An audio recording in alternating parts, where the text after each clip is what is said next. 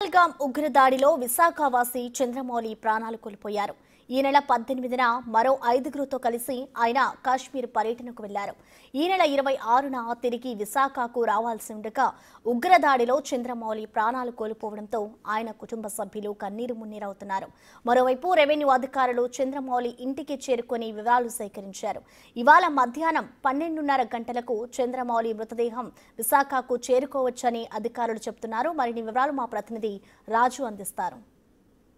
పహల్గామ్లో జరిగినటువంటి టెర్రరిస్టుల దాడిలో విశాఖకు సంబంధించిన చంద్రమౌళి అనే రిటైర్డ్ బ్యాంక్ ఉద్యోగి చనిపోయారు. దీంతో మొత్తం అపార్ట్మెంట్లోనూ విషాద ఛాయలు అలుముకున్నాయి. అందరూ కూడా ఒక ఆశ్చర్యానికి, ఎందుకంటే ఇది ప్రతిరోజు కూడా చాలా హ్యాపీగా ఉదయం లేచి వాకింగ్ చేస్తూ వెళ్తూ పలకరించేటువంటి వ్యక్తి చనిపోయారని తెలిసేసరికి అందరికీ అసలు ఏమీ ఆలోచనే రావట్లేదు. చనిపోవడం ఏంటి అసలు, ఈ ముఖ్యంగా చూస్తే ఆ టెర్రరిస్టుల దాడిలోకి వీళ్ళు ఎలా గురయ్యారు అనేది ఆందోళన వ్యక్తం చేస్తున్నటువంటి పరిస్థితి అయితే కనిపిస్తుంది. దీంతో అంటే అటు ఇది జరిగినటువంటిది పహల్గామ్లో కావడంతో అక్కడి నుంచి వచ్చినటువంటి సమాచారం మేరకు విశాఖలో ఉన్నటువంటి అధికారులందరూ కూడా అలర్ట్ అయ్యారు. మొత్తం కుటుంబం సంబంధించినటువంటి వివరాలన్నీ కూడా సేకరిస్తున్నటువంటి పరిస్థితి అయితే ఉంది. ప్రస్తుతం మనతో పాటు సీతమ్మధార తహసీల్దార్ రమేష్ గారు ఉన్నారు. ఏం సార్, అంటే మీకు సంబంధించి ఏమైనా పైనుంచి సమాచారం ఏమొచ్చింది, అసలు ఎవరు చనిపోయారు? అంటే ఇప్పటి వరకు కూడా చంద్రమౌళి ఒక్కడే చనిపోయారని తెలుస్తుంది, ఇంకెవరైనా ఉన్నారా? వాళ్ళ 6 వరకు ఉన్నట్టు తెలుస్తుంది.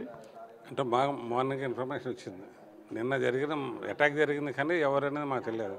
మాకు ఈరోజు ఇక్కడ విశాఖపట్నం వచ్చిన 6 చనిపోయారు. ఎంతమంది చనిపోయారు అనేది తెలియదు. ఇప్పుడు ఇక్కడికి మార్నింగ్ నుంచి ఫైండ్ అవుట్ చేస్తే ఇదంతా బిల్డప్ ఏరియా ప్లస్ అయిపోయేది. ఫైండ్ అవుట్ చేయడం చాలా కష్టం. 1 అవర్ నుంచి సెర్చ్ చేస్తే ఇప్పుడు దొరికింది.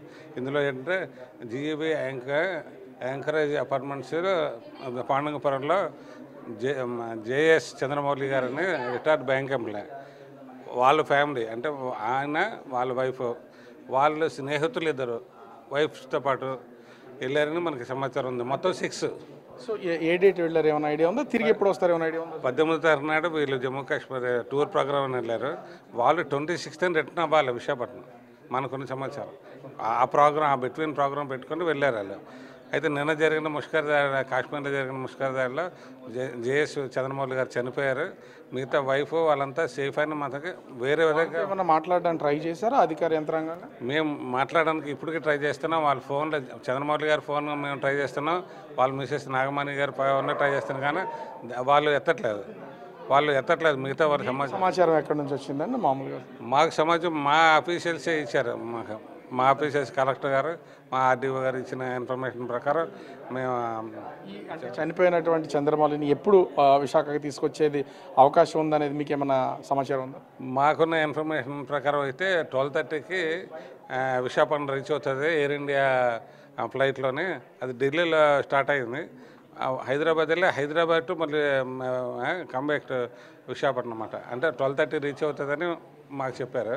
ఇక్కడ వచ్చిన తర్వాత వచ్చిన ఇన్ఫర్మేషన్ అది ఎంతవరకు కరెక్ట్ అనేది మాకు ఇప్పుడు పూర్తిగా సమాచారం లేదు.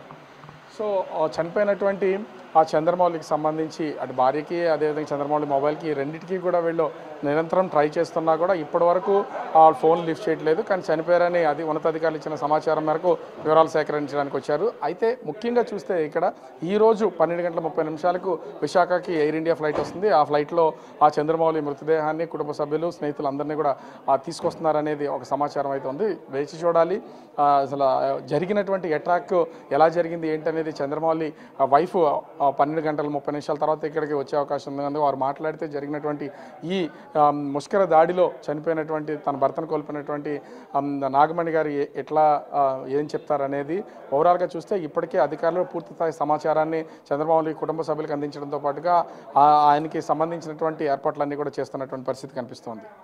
కెమెరామెన్ రాముతో రాజు, బిగ్ టీవీ, విశాఖపట్నం.